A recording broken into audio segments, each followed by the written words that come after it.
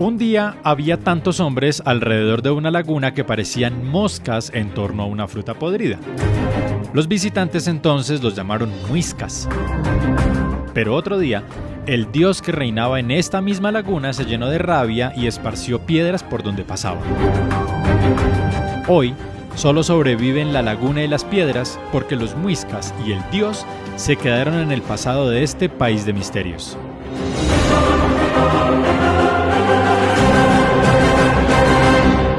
Soy César el de Tabio, soy de los que nacemos en el centro de Colombia y en medio de una familia religiosa. Y entonces, desde que era muy pequeño, recorrí varias veces la ruta que conduce de Bogotá a Chiquinquirá, pasando siempre por dos lugares que llamaban mi atención, pero que nunca nos detuvimos a explorar. Esos lugares son el municipio de Susa y la laguna de Fuquene, pero en mi experiencia infantil nunca pasaron de eso, de ser simplemente dos lugares.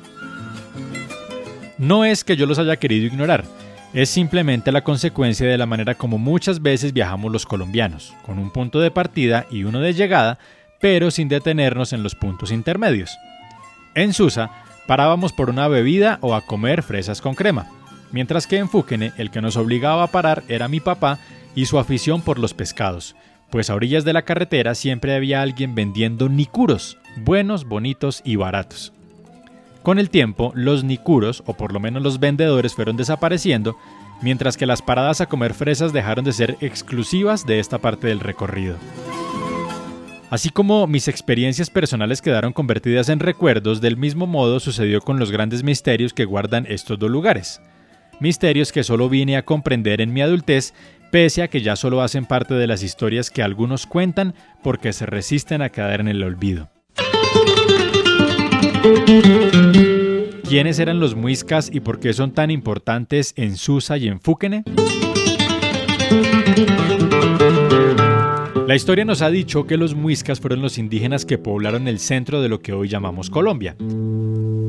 Sin embargo, este nombre fue puesto por quienes escribieron nuestra historia, es decir, los colonizadores, ya que desde el principio los pueblos originarios fueron considerados como bestias ignorantes, por lo que se eliminó cualquier señal o registro que pudiera existir sobre sí mismos. ¿Eso qué significa? Que los europeos decidieron llamar y registrar como muiscas a los seres que encontraron al llegar. Los muiscas, de acuerdo con algunos registros, estaban reunidos en grandes grupos cerca a las lagunas, y cuando Gonzalo Jiménez de Quesada realizó sus respectivos informes, aseguró que estos seres se reunían como moscas, como muiscas, alrededor del agua. Cierto o no, uno de estos lugares fue la laguna de Fuquene, un importante centro ceremonial y de convivencia en la época precolombina. Fuquene era el hogar del dios Fu, quien durante el día se ocultaba bajo las aguas de la laguna para salir de noche a defender sus dominios, más exactamente el valle que circunda la laguna, lo que en estos tiempos modernos conocemos como el Valle de Ubaté.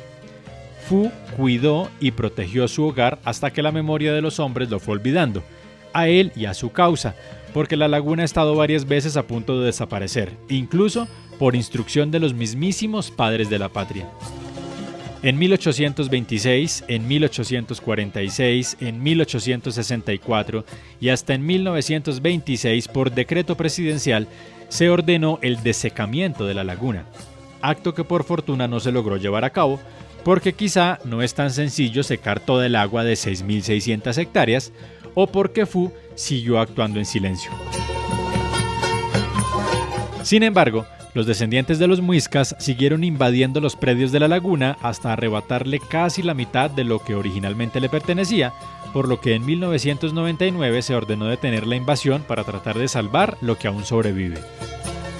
Pero en lo que queda de la laguna hay esperanza. Los campesinos aprendieron a vivir con el agua y en favor de ella, manteniendo la pesca y elaborando artesanías a partir de lo que muchos llaman los desechos de la laguna. Era tal vez una esperanza la que hacía que los jóvenes salieran a vender peces cuando yo era niño. ¿Y las piedras de esta historia? Dicen que Fu, una noche, se puso a jugar con piedras que sacaba de la laguna, y cuando amaneció no le quedó más remedio que soltar esas piedras en el camino.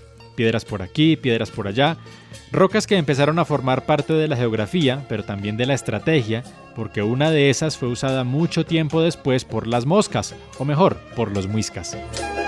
En Susa, en donde yo paraba a comer fresas con crema cuando era niño, hay una de esas rocas, una piedra que sobresale en la parte alta de una montaña, que parece puesta, que parece colgada y de ahí su nombre, Piedra Colgada. Los muiscas, adoradores del sol y del agua, también eran estrategas y guerreros, por lo que la posición dominante en el territorio era fundamental, y quienes supieron aprovechar muy bien la ubicación de la piedra para convertirla en una especie de puesto de vigilancia para controlar sus tierras.